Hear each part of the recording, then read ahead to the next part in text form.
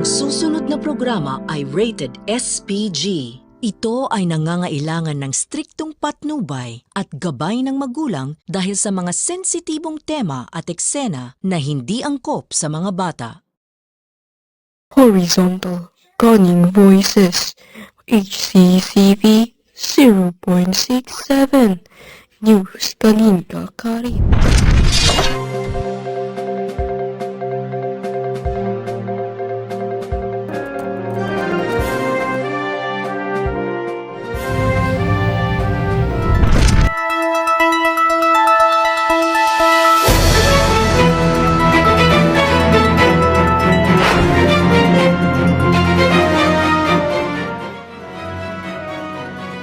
News Kalinga Karit. Naimbag nga aldaw Pilipinas, naimbag nga aldaw Kalinga. And today, welcome to News Kalinga Karit. I'm Zachary, and today, we're focusing on a critical and yet often overlooked aspect of disaster preparedness. Our nutrition. As we all know, when disaster strikes, our bodies must be in a shape as our most important tool for survival. And just like any tool, it needs the right fuel. We spend thousands on our banks, but what about your internal battery? Joining us live from a simulated disaster zone is Lera.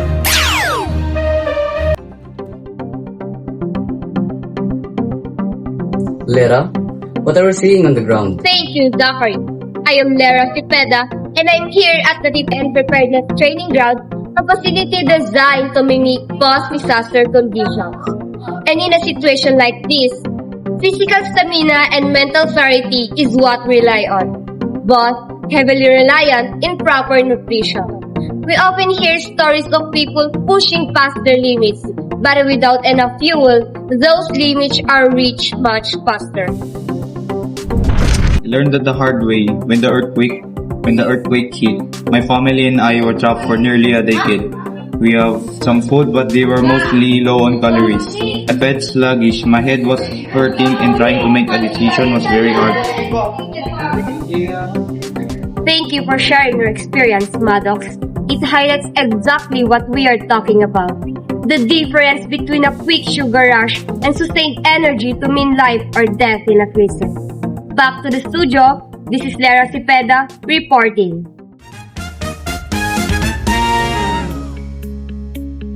What a powerful testimony, Lera. And to delve deeper into the science behind this, we have our in-studio reporter, Ivory, with some crucial information. Ivory? Thanks, Zachary. What Maddox described is a common experience. Our bodies, particularly in high-stress situations, requires a steady supply of macronutrients, carbohydrates, proteins, and fats, and essential micronutrients like vitamins and minerals. Complex carbohydrates found in foods like whole grains, oats, and legumes are vital.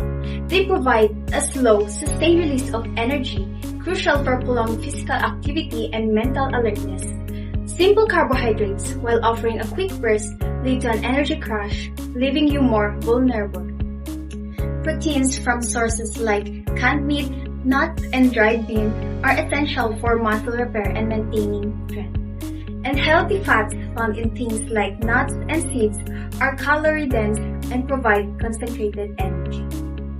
Here's a quick look at a sample emergency nutrition table. Notice the focus on calorie density and nutrient variety.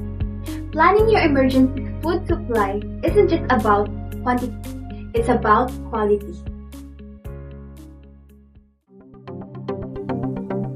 Ivory's points are incredibly important.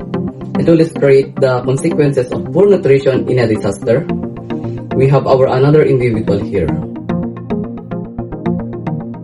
So we have another survivor here. What is your name and what did you do or experiences during the disaster? My name is Jason. I grabbed some chips and soda when the alert came. Now I can barely move. My head hurts. I felt sluggish and I feel so weak. I tried to clear up some debris but I just couldn't. I felt so weak. Justin's experience is a stark reminder. Without proper nutrition, your ability to perform basic tasks, assist others, or or even make rational decisions is severely compromised. It is not just about feeling hungry. It's about your body shutting down. A truly sobering image, Lera. It underscores the profound impact of nutritional choices. Now, let's go to a quick commercial break. But when we return, we have Dr. Naiza Lagyao, a leading nutritionist, to give us a practical tips on building a resilient food supply.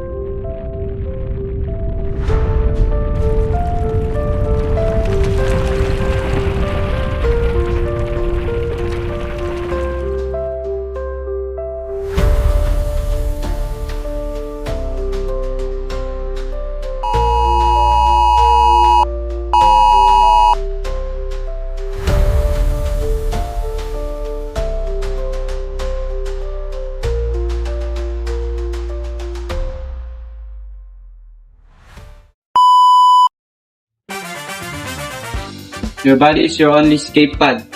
Don't fill it with trash. Swap the vape for water. Swap the junk for fuel.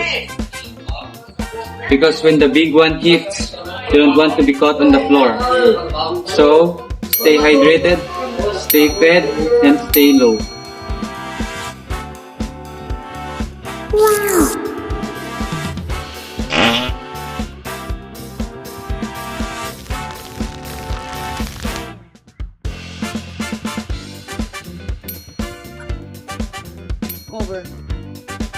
Duck, cover, hold.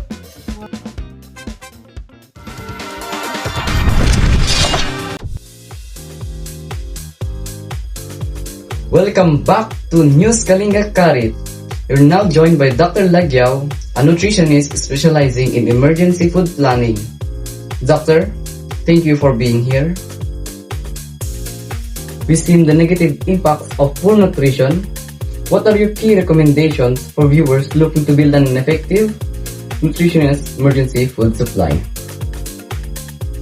It's my pleasure, Jackery. This is such a vital topic. My first tip is think beyond comfort food. While treat can boost morale, your primary focus should be on a calories-dense, nutrition-rich, non-perishable items. Secondly, rotate your stock. Emergency food doesn't last forever. Create a system where you regularly use and replace items before they expire. This ensures freshness and allows you to practice cooking with them. Thirdly, and critically, consider your family's specific needs. Do you have infant, elderly family member, or individual with dietary restriction? Account for this when planning. Don't forget multivitamins as a supplement. And finally, practice preparing your emergency meals. Can you open cans without a can opener? Can you dehydrate dried foods effectively with limited water? Knowing this is an advance can save valuable time and resource during a crisis.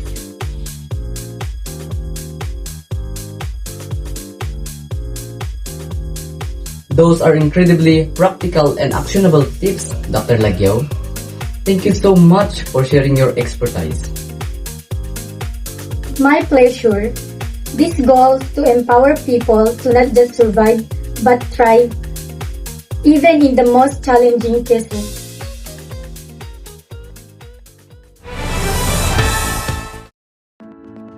And speaking of driving, Zachary, I want to show you something positive here at the training ground.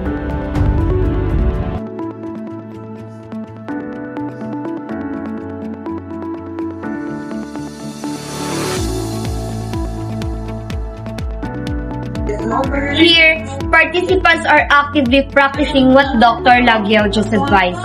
They're preparing balanced meals, using emergency supplies, sharing resources, and maintaining their energy level. So we have Jason here. How do you feel now compared to earlier? Much better, Lara. Learning about proper nutrition and seeing it here in action makes a huge difference. That's fantastic to hear, Jason. It is a powerful demonstration of how preparedness, especially nutritional preparedness, can transform a dire situation into one of resilience and hope. And that is the latest update. Back to the studio. Thank you, Lera, and thank you to all our guests tonight. The message is clear. Nutrition is not a luxury in a disaster. It is a fundamental pillar of survival.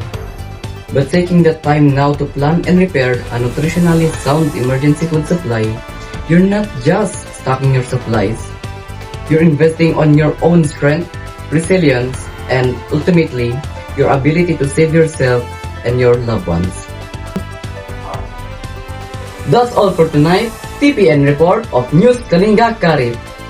Joining us once more time, next time, to building a stronger, safer community. And good morning, good evening, and good night.